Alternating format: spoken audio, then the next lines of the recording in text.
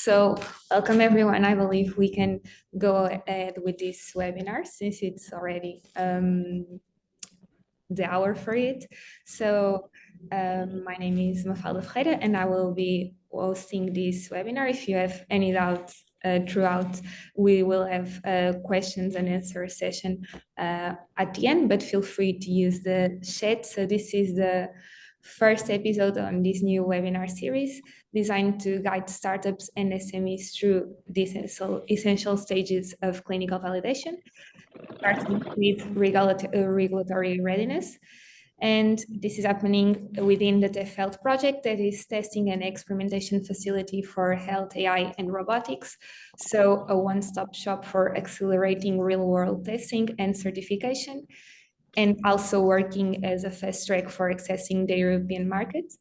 At the moment, we are 52 partners in 9 different countries, offering testing facilities and expert support to help innovators validate their health AI and robotic solutions. That is co-founded by the European Commission and other national governments under Digital Europe program. And at the moment, we have 2 ongoing calls.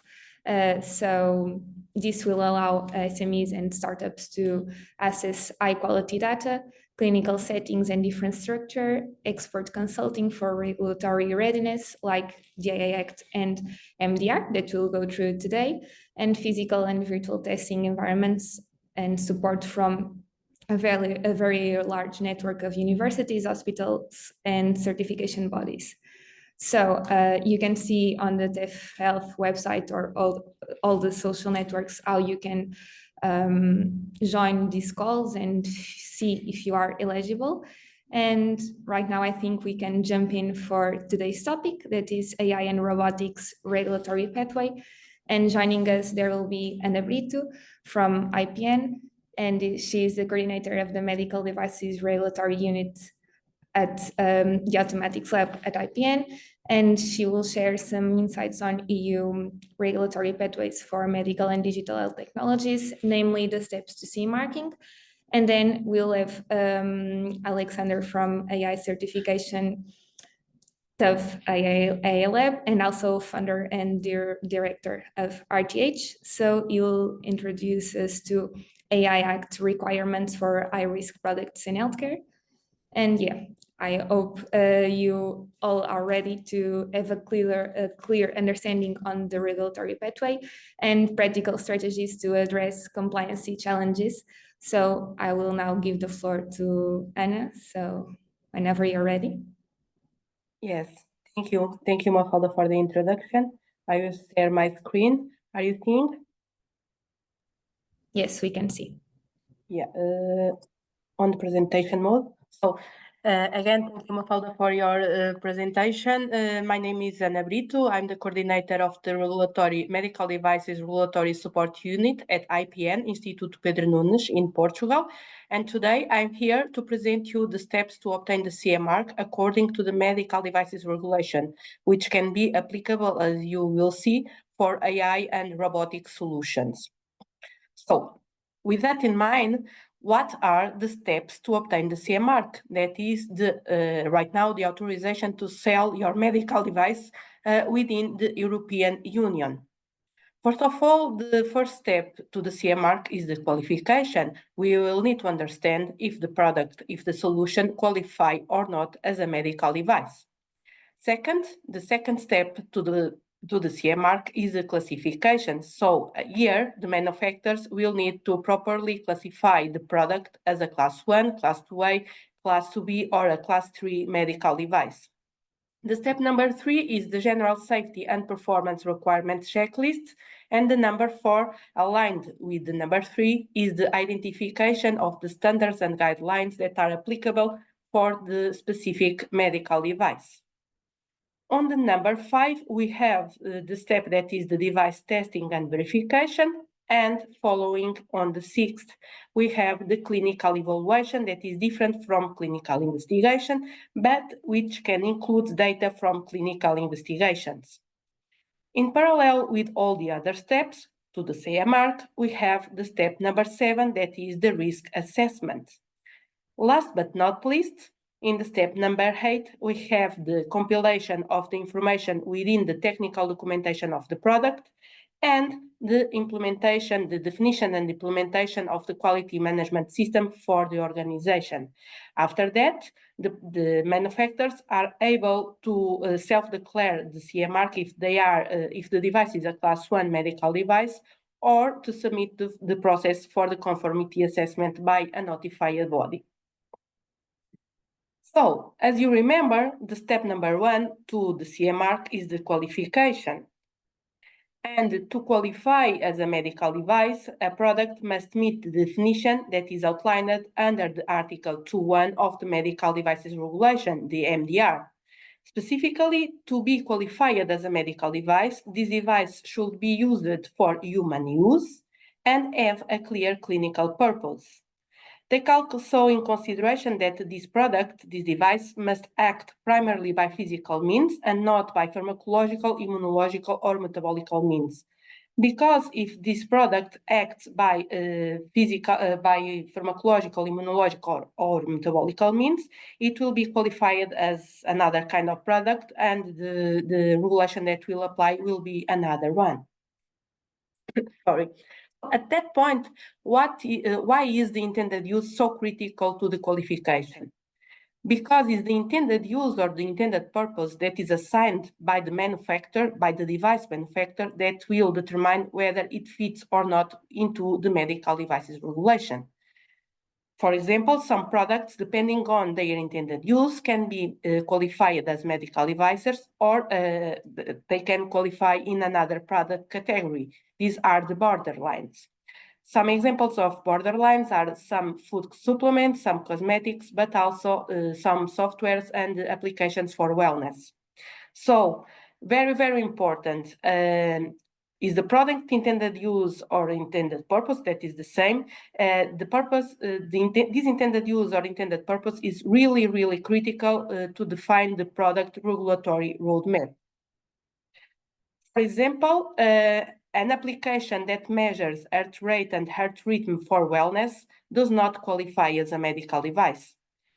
But on the other hand, a similar application that measures heart rate and heart rhythm for detecting atrial fibrillation, that is a specific medical purpose, qualify as a medical device. And in that case, the requirements of the MDR will apply. So the intended use is really, really critical for the qualification. Also for AI and robotic solutions, these solutions can qualify as medical devices and the requirements of medical device regulation will apply, but also here the qualification will depend on the intended purpose or intended use. So also for AI and robotic solutions, the solution must have a specific medical purpose, such as diagnosis, prevention, monitoring, treatment, or alleviation of a disease, in order to be qualified as medical devices. If you remember, the step number 2 to the CE mark is the classification. So in order to properly classify the device, the manufacturer needs to follow which is stated in the Annex 8 of the MDR. And we have 4 classes of risk for medical devices: Class 1, Class 2A, Class 2B, and Class 3. Taking consideration that is the appropriate classification of the product that will allow the manufacturers to select the adequate regulatory pathway to the device. Because, for example, for Class 1 simple medical devices, the conformity assessment by a notified body is not required, but for all the other classes, namely Class 2A, 2B, and 3, and also for Class 1S, R, and M, the involvement of a notified body is mandatory. Next, the step number 3 to obtain the CE mark is the elaboration of general safety and performance requirements checklist. So here, the manufacturers need to start with a complete analysis of the Annex 1 of the MDR, where they can find these general safety and performance requirements, and they need to identify all the general safety and performance requirements that are applicable to their specific medical device. Taking in consideration that you, the manufacturers, will need to include within your technical documentation a justification of all the requirements that are not applicable. Following and in parallel with the last step, the step number 4 is the identification of the applicable standards and guidelines. So here, the manufacturers will need to identify the standards that are applicable to the specific medical device in order to demonstrate compliance with the general safety and performance requirements. Please here consider the requirements in the technical standards in order to achieve product compliance regarding design, development, testing, production, labeling, packaging, and so on. And take special attention to the universal standards, in specific to the harmonized standards, namely the ISO 13485 for the quality management systems, the ISO 14971 for the risk management, but also the IEC 62304 for the software lifecycle and the IEC 62366 for the usability. So these are some sources for these standards and the guidelines. For sure, the well-known International Organization for Standardization, the ISO, but also the IEC, the SEN, and the American Society for Testing and Materials. Other sources are the very important MDCG guidelines from the European Commission, but also the International Medical Device Regulators Forum and the Clinical and Laboratory Standards Institute. Following the step number 5 to the CE mark is the device verification and testing. This step is also designated as preclinical testing.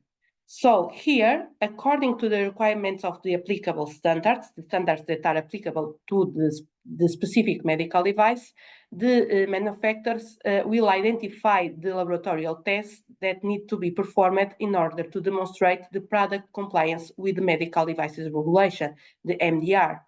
For sure, as you can understand, the test list will depend on it will be different depending on the device type, but some common tests can include, for example, biocompatibility, bioburden, usability, shelf life, and transport validation.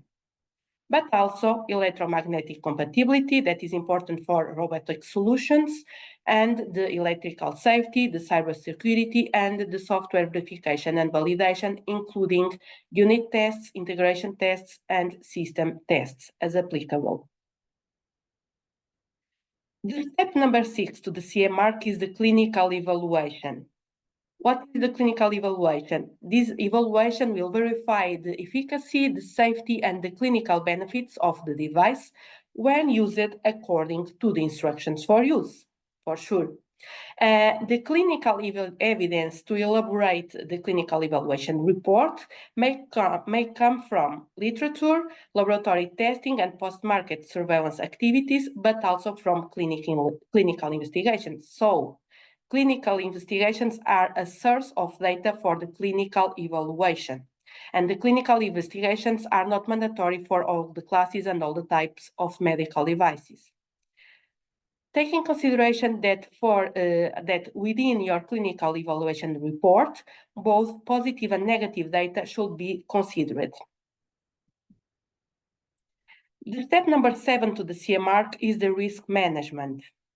So the manufacturers needs to establish, implement, document, and maintain a risk management system, and it will ensure that the medical device is safe for patients, for users, but also to the environment. Taking consideration that all the identified risks should be reduced as far as possible throughout appropriate means, that is, mitigation measures, and the applicable standards in this context is the ISO 14971 that have key requirements and steps in the process of medical device risk management. A general overview about the risk management process. First of all, the manufacturers need to start with the risk management plan development. In a second point, to do a risk assessment with the identification of all the risks. And in the number 3, they will need to implement the risk control measures, the mitigation measures. The number 4 is about the evaluation of the overall residual risks. And the number 5, last but not least, is the risk management review, including the elaboration of the risk management report. Take also in consideration the point number 6, that is, within your risk management activities, you will need to include data from production and post-production activities. Last but not least, if you remember, the step number 8 for the CMR is the technical documentation compilation and the quality management system implementation. So we or the manufacturer will need to include all the data from the other steps to the CMR within the technical documentation. And the structure of the technical documentation of the device needs to be performed according to the annexes 2 and 3 of the medical devices regulation. Regarding the quality management system, it needs to follow the ISO 13485, which is the harmonized standard for the quality management systems for medical devices, but also the requirements that are stated within the Article 10 of the MDR. After all these steps to the CE mark, the manufacturer is ready to affix the CE mark if the device is a self-declared device, that is a class 1 simple medical device, or submit the process to a notified body for the conformity assessment and approval. Regarding the structure of the technical documentation, as I stated before, it needs to follow the Annex 2 and 3 of the medical device, of the MDR, the medical devices regulation. And according to this Annex 2 of the MDR, within the technical documentation, the manufacturer will need to include, in the first point, the device description and specification, which includes the intended use, the target population, the intended users, but also the rationale for the qualification and the classification of the device. Regarding the point number 2 of the technical documentation, it is related with the information to be supplied by the manufacturer to the users, including the label and the instructions for use. Also, the design and manufacturing information needs to be compiled and submitted to the notified body, if applicable. So it needs to be included within the technical documentation. It is the point number 3. Within the technical documentation, the manufacturers will also need to include this point number 4, that is the general safety and performance requirements, and also the risk management documentation, that including the benefit risk analysis. Last, also the documentation regarding the product verification and validation, that is the tests, the protocols of the tests, the reports of the tests, but also of preclinical tests and the clinical investigations, but also the clinical evaluation plan and report needs to be included within the technical documentation of the product. The second part of the technical documentation is the technical documentation regarding the post-market surveillance, the PMS. So this technical documentation regarding the PMS needs to be drawn in accordance with the Articles 83 to 86 of the MDR, shall be for sure presented in a clear, organized, readable, searchable, and unambiguous manner, and shall include, in particular, the following elements, namely the post-market surveillance plan, according to the Article 84, and a periodic safety update report, according to the Article 86, if the device is a Class 2A, 2B, or 3, or a post-market surveillance report, according to the Article 85, if the device classified as a Class 1 medical device. Regarding the QMS, as I stated before several times, it will need to follow the ISO 13485, that is the harmonized standard for the quality management systems for medical devices, for the manufacturers that develop medical devices. It includes, among other topics, the management responsibility, the quality policy and the objectives, the product quality and program, the design controls and development process, the product realization process, the production process and control, and also the management of production changes. But then taking consideration that to be in compliance with the ISO 13485 is not sufficient to be in compliance with the MDR.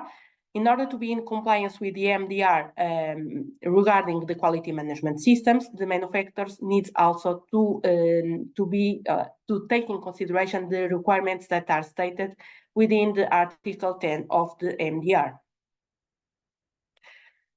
So, taking that in consideration, what can we, IPN, help you? IPN, we can help the manufacturers in all the process of the CE mark, in all these steps. Regarding the step number 1, the qualification, and step number 2, classification, we can evaluate the rationale for qualification and classification of the manufacturer, or to help the manufacturer in the development of this rationale. We can also help the manufacturers with the regulatory roadmap definition for their medical devices, or to perform a gap analysis of this regulatory roadmap. We can also help the companies with the steps number 3 and 4, the general safety and performance requirements checklist and the identification of standards, with the helping the companies with the elaboration of this checklist, of the revision of their checklist. And also we can perform a gap analysis of your identification of the applicable standards and requirements.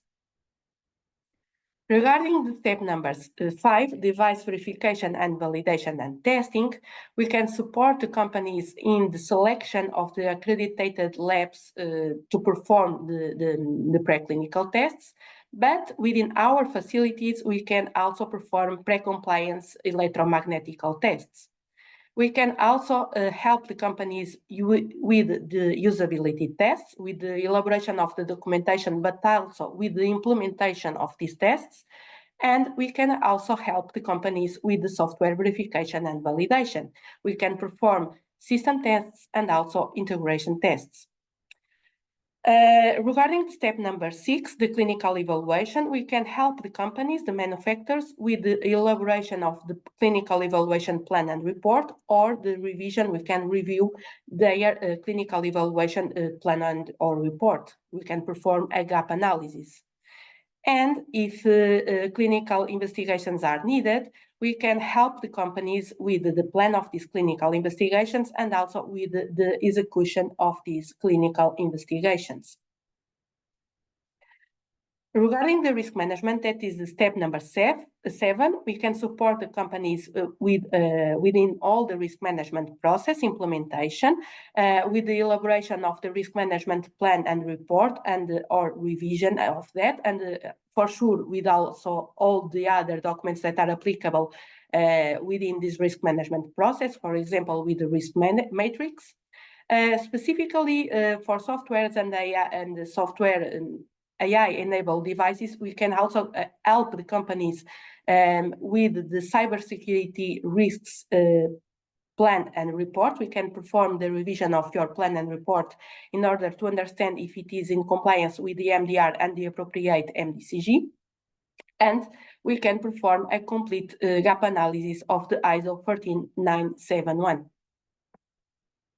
Last but not least, we can help the companies with the full process of the technical documentation compilation and the QMS implementation, supporting on the implementation of the MDR requirements, and also with the implementation of the ISO 13485 requirements. We can help you with the elaboration of your quality management system documentation, the procedures, the templates, the records, and so on, or performing a gap analysis. We can review your quality management system documentation. On the other hand, we can review your technical documentation, not yours, but the technical documentation of your medical device, or you can help you with the elaboration of this technical documentation from the beginning. After that, and after the CE mark, we are also able to help the companies in the PMS, in the post-market surveillance process, supporting in the implementation of this post-market surveillance process, and or performing the revision about your post-market surveillance documentation, the plan, the report, and so on. So thank you for your attention, and these are my contacts. Thank you so much, Anna. It was a very comprehensive presentation. If anyone has any doubt, I would just ask for us to wait for the questions and answer session so we can move on to Alexander, who will go through the compliance with AI Act and so on. So whenever you feel ready. Yes, thank you very much. Let me go ahead and share my screen. Perfect. And we noticed someone using the annotate tool. It was probably not meant to be, but it will appear to everyone. So if you could not use it, it will be perfect. So for all the participants. Okay. You should be able to see my screen now. Yes, perfect. Yeah, perfect. Okay, well then let me go ahead. Hello also from my side. As was already introduced. My name is Alexander. I will be speaking on the AI requirements for high-risk AI systems or products in healthcare, adding, I think, to the very extensive list of rules and regulations to keep in mind when you come from an MDR background. So let's jump right in and give you a little bit of background of who am I representing and where do we come from. And we usually like to start this introduction by referring to Amara's law, saying that we tend to overestimate the effect of a technology in the short run and underestimate the effect in the long run. And I think AI is probably a very good example of this, with a lot of hype being in this whole space at the moment, which is always balanced out by other factors, but at the same time, if you go down the timeline and start thinking about something like superintelligence or these alignment questions, the effect can get quite big. And so striking the right balance with AI and AI regulation is exactly what we're doing here at the TÜV AI Lab. Our claim is to unlock trust in AI, and we are a joint venture of the 5 TÜV companies, TÜV Süd, TÜV Rheinland, TÜV Nord, TÜV Hessen, and TÜV Thüringen. And our goal is to build up notified body AI capacities by translating the regulatory requirements into practice. And this includes the development of test criteria and test methods, the prototyping of future certification processes, and contributing to norms and standards so that we can work towards our vision, which is making Europe or helping Europe become a hotspot for trustworthy AI. So that's enough with the background. Let's jump right into the topic of why you are all here, the upcoming EU AI Act. And if you look into the AI Act, I think especially coming from a medical device regulations perspective, you will see that a lot of the requirements that are there are not new to medical device manufacturer. The AI specific component is definitely new and challenging, and that's why the Act was written in the first place. But if you start looking into the Act, you have to ask yourself the same question as was asked previously. Step number 1, do you even classify as an AI system according to the AI Act? Which is, there's a lengthy definition. The EU Commission has also just published guidelines, but that's the first question you have to ask yourself. What kind of system are you developing? And is it an AI system according to the AI Act? The second important question that you need to be able to answer is, which role are you? Are you a provider of an AI system? AKA, are you working on developing and bringing to the market your own system? Or are you just deploying a system that somebody else has produced? These has different regulatory consequences. And the last one is the question of which risk class does my AI system belong to? I have another slide in a couple of minutes that show the risk classes, but these two factors then determine the requirements that are in the AI Act. We will also have them listed in a second, but I mentioned a couple of here, like robustness, transparency, risk management, quality management. Many of them I think are well known, some of them are new. And the combination of the first questions also determines in what kind of bucket you fall at the end. So is it necessary to go through a third-party assessment by a notified body? Can you do an internal assessment, or is no assessment mandatory at all? And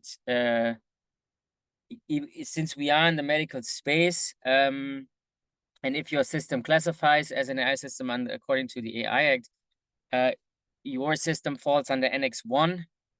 And Annex 1 is a high-risk system where it was already necessary to go through independent third-party assessment. You saw the slide earlier. If you are basically anything upwards from class 2A with some speciality about class 1 devices, but roughly speaking, if you are class 2A or higher, you need to go through a third-party conformity assessment. And the AI Act is written in a way where it says, according to your original legislation, before the Act existed, you have already been high risk and have therefore had the need to be assessed by an independent third party. This is still the same thing here. Internal assessment by providers is only possible for devices that fall under Annex 3. So these are devices in HR and critical infrastructure, in law, in finance. And there's a whole list. If you look into Annex 3, you'll find them. And no assessment is not applicable to high-risk AI systems. So let's look at the 4 risk classes of the AI Act. We're starting with prohibited risks or prohibited systems that pose unacceptable risks. And these are prohibited from being put into practice. And an example that's given here is social scoring, for example. The risk class that is most important, I assume for everybody here, is the high risk class with the requirements laid out between Article 8 and Article 15 for your high risk medical devices.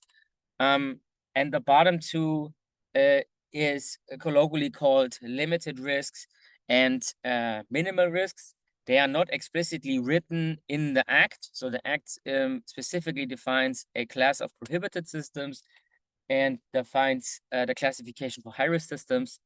And if you don't fall in either of the two categories, then there are no requirements for the AI Act. Anyways, if you have these transparency obligations if you fall into this limited risk category, so you are not high risk and not prohibited, but you are interacting with human beings, you are displaying some text or images, and there is the obligation to make it transparent that an AI system has been used here. And if you don't do that, you fall in the lower minimal risk class, and there's no obligations. The commission is working on voluntary guidelines that you can follow, but there is no specific obligations. What I would say a challenge for the AI Act as it was written, as it was discussed, was the release of ChatGPT. Because if you look at these risk classes here, you might ask yourself the question, I'm always talking about AI systems, but what about these bigger models that companies like OpenAI are working on? This is what the AI calls general purpose AI and foundation models. They came in very late, and so they don't fit quite neatly into this distinction between the risk classes. But what you have is general purpose AI systems, which are trained on, I think it's defined as large volumes of data with a general purpose use. So as we were talking in the first part about the intended use, that's so important to classify you as a medical device. It's also important here to be classified as a foundation model and a GPAI model, that you don't have a very specific use. And then According to the AI Act, you are either classified as a system with systemic risk. These are very large systems that are trained on large amounts of compute, or without systemic risk, and this also changes your regulatory requirements a little bit. We won't focus on GPA and foundational models going forward, because marked here in blue is the requirements for medical devices. And if you were to put MDR and AI Act side by side, that would be a graphical representation of what we are talking about, assuming that you don't fall into any of these class 1 devices that don't need a notified body approval. They're very special case, so we ignore them for the second, and we can focus on these very clear cases of class 2A, class 2B, and class 3 devices, which also fall under the class high-risk AI system under the AI Act. That's the combination where the requirements both of the MDR and the AI Act need to be taken into consideration.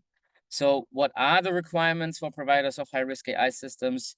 I've grouped them into 4 different groups. The first one is a range of technical criteria laid out in Article 14 and 15, which especially Article 15 refers to robustness, performance, and cybersecurity. And Article 14 speaks of human oversight. The second bucket are ethical criteria, under which I have grouped data governance in Article 10. Also the requirement for bias and to check for bias and non-discrimination, also in Article 10. And the obligation for transparency, already mentioned, which you will find in Article 13. The first row is mostly focused on the product case, but as the title is saying here as well, for providers of high-risk AI systems. So there are some additional requirements for you as a provider, which refer to documentation, for example. And here you have to draft up a technical documentation, which is specified in Article 10. Article 12 mentions logging capabilities of your AI device, so that during its runtime, it logs its activity, which you can then use for traceability or for debugging for these types of questions. It's also required that you keep important regulatory documents for a period of time, and that you register your AI device. Probably nothing new for manufacturers who have been in the space of software as a medical device. And the same applies to the last bucket, I think, which talks about management systems, looking at Article 9, which requires manufacturers to draft up a risk management system, and Article 17, which requires manufacturers to draft up a quality management system. What's also important to say, because this question otherwise might come up later in the Q&A, you see a lot of requirements that you also already know from MDR. So a risk management system, quality management system, technical documentation, say as the big documents, processes that you need to document and provide evidence for. The AI Act is written in a way where it says, if you already have an existing system under your original regulation, you can integrate the requirements that you have out of the AI Act into your already existing quality management system. So if you have a quality management system following 13485, for example, you would have to adapt it in a way where you now integrate the AI specific roles and topics that are required to be mentioned. And the same for the technical documentation or the risk management. You can still follow this process, but you now have to identify the AI specific risks. So, but the idea is not to have 2 separate systems. You now have to draw up 2 quality management systems or 2 risk management systems, but you can actually combine it into one. So what to expect next? If we look into the timelines, you'll see that the AI Act has already entered into force 20 days after its application. That was on the 1st of August, 2024. This year, we have already seen that the Article 5 prohibitions have already been put in place. So it's not allowed to put a prohibited system onto the EU market. And Article 4, speaking about AI literacy, is that companies who work with AI are required to make sure there's adequate literacy of the people who are engaged with these AI systems. If the timelines stay as they are, which is currently under debate, the next thing that would come up would be the requirements for general purpose AI systems and the governance and sanctions. And then in August 2026, the AI Act applies to high-risk systems in Annex 3. And then what's most relevant, I think, for most of the people here is August 2027, which is when the AI Act applies to high-risk AI systems under Annex 1A, which is medical devices. So that's maybe good news. Until August 2nd, 2027, the AI Act does not apply to manufacturers of AI medical devices. So you still have time to prepare. And speaking of preparing, this is, I think, especially probably if you look into these two regulations, a lot of information to take in. And we already have a number of services in our TEF catalog that you are, I think, more than welcome to check out to help you on this journey. We also have one, a service that we developed in the TÜV AI Lab, which is free of use. And it's a low threshold classification tool for the risk classes of the AI Act. So if you are unsure if you are a high risk system or in which risk class you would fall, feel free to try it out. You can either scan the QR code here on the screen, or you just search for TÜV AI Risk Navigator. You will find it, and then it guides you through a number of questions and spits out a result at the end telling you into which risk class you fall and why. So thank you very much for your attention. Thank you, Alexander, for defining these steps so well. It is a very challenging topic to start in a few times, so perfect. So I was wondering if anyone has any question regarding the two presentations we just seen. We have a few minutes reserved just for this, so.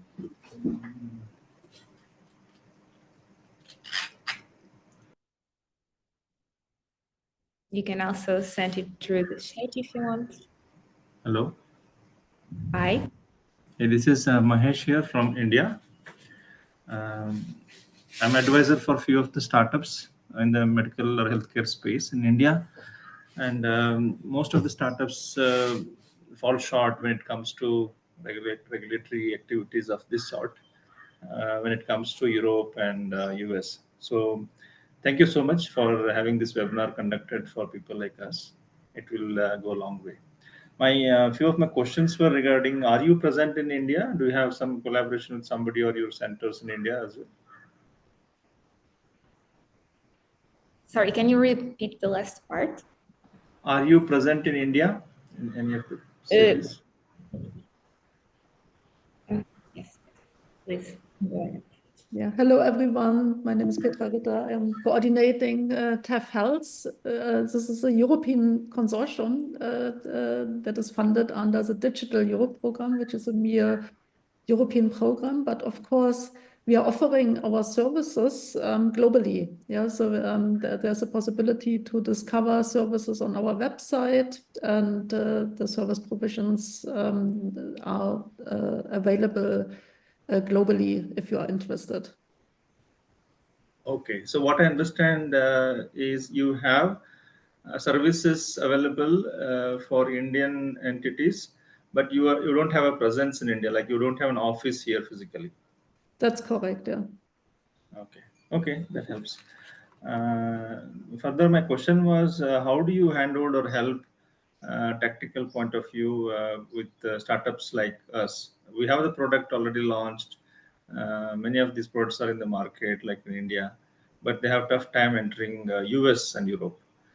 So you take end-to-end scope and take up documentation to testing as well, like anything to do with EMI/MC safety, general performance test in TUV, or you would want startups to do those tests themselves, and you will just help them in documentation and guidance? Maybe I can ask you. My advice here is to start with a gap analysis of your technical documentation, because some parts of your technical documentation can be already aligned with the MDR, that is the applicable requirement. So with that gap analysis, we will identify the gaps, and after that, in a second step, we will start with the treatment of these gaps in order to be in compliance with the MDR and to submit the documentation for the notified body if applicable, if your classification is higher than 1. Regarding the FDA, my advice is to start with a pre-submission. And so the pre-submission is free of charge regarding the FDA fees.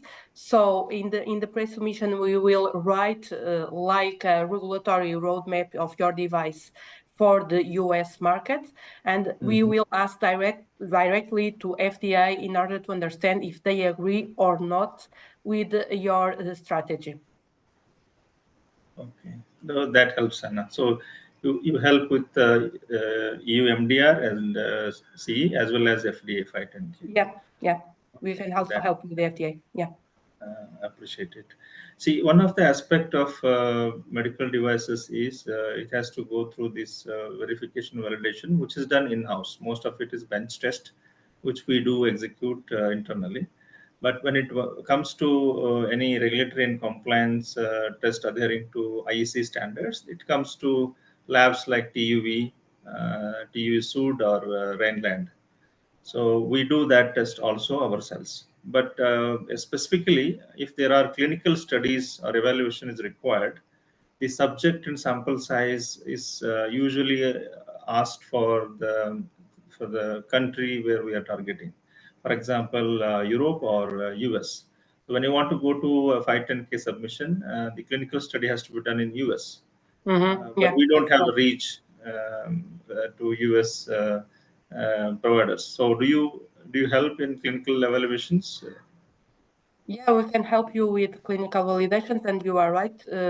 Normally, for the FDA, it's mandatory to perform clinical investigations within the US territory. Sometimes in Europe, we can split this part and we can use sometimes, but we will need to perform from the beginning, as I stated before, gap analysis. But sometimes in Europe, we can split this part of the clinical investigation, the mandatory clinical investigation in Europe, depending on if you have clinical equivalent devices in Europe or not, if you can draw a clinical evaluation report based in the equivalent devices or not. So we need to start regarding this point in Europe with a clinical evaluation plan, and after that understand if new clinical data is mandatory or is not mandatory. So that's about strategy and some aspect of documentation, Anna. But do you also help us recruiting the subjects, executing the tests and evaluation also? Yeah, you can also help you within that, but maybe here, Mafalda or Tiago, you can help with this point. Okay, so that's really good. Maybe I have more questions, but in the interest of time, I stop here. Maybe I will reach out post this meeting offline to one of you guys. I would want to know some operational aspects or technical aspects such as timeline. What are your timeline based on? If I have to invest in certain certifications or regulatory, how much time they generally take with your help and without your help, for example, and also the cost involved. For sure. Please send me if you want to have more information about that. Please send me the specific questions by email. Maybe it's better. And after that, I can answer you and also schedule a meeting if needed. Okay, Anna. Thank you so much. Really appreciate it. Yes, thank you much. Feel free to reach service providers to the website or other contact points. So I was wondering, thank you, if there are any more questions regarding any of the topic.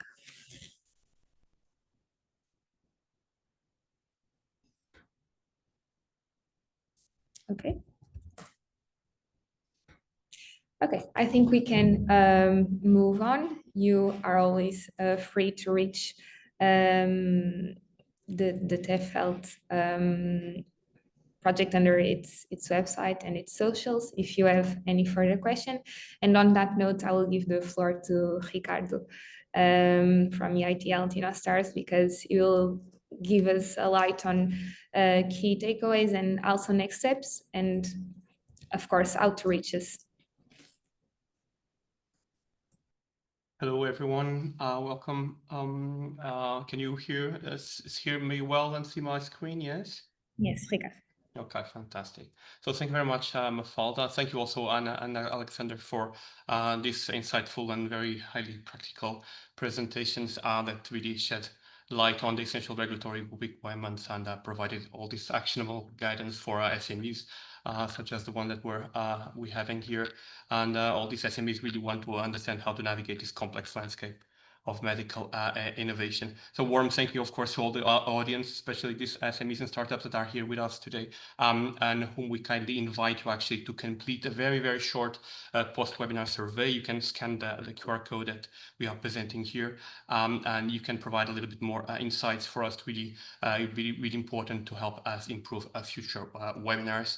And when it comes to more TEF-Health webinars, we would like to highlight the following. So we actually are running two different webinar series, I would say. So the webinar series featuring sessions like the ones of today. So typically thematic design, a little bit more to provide SMEs with practical hands-on knowledge. And these sessions are more kind of educational, informative, and offer a very broad overview of the available TEF-Health service scope. On the other hand, we have the pitching series that are more focused on promoting individual service providers and their unique offerings in particular. These are sessions structured as very much concise pitches, and they are typically featuring 2 services per session. And the aim is really to dive deeper into each offering within the TEF-Health service catalog, providing targeted and more detailed insights and helping the SMEs to better understand and engage with the specific services which are, eventually more relevant for their actual needs. In another point, my father already kind of introduced this. We have a special access to subsidized TEF-Health services. Like it was already mentioned, you can always come whatever side of the world to the services. There are special calls actually to get special subsidized access, and these calls are really running and are open currently. So we have actually 2 currently open calls. Call 1 that features service providers like, for instance, one that we heard today about. So call 1 is featuring TEF-Health partners from Portugal. Call 2 expands a little bit more the service offerings to several other member states.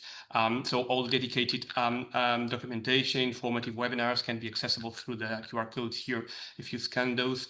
So you can learn a little bit more better the opportunities, the respective scopes of each of the calls. So finally, we invite you to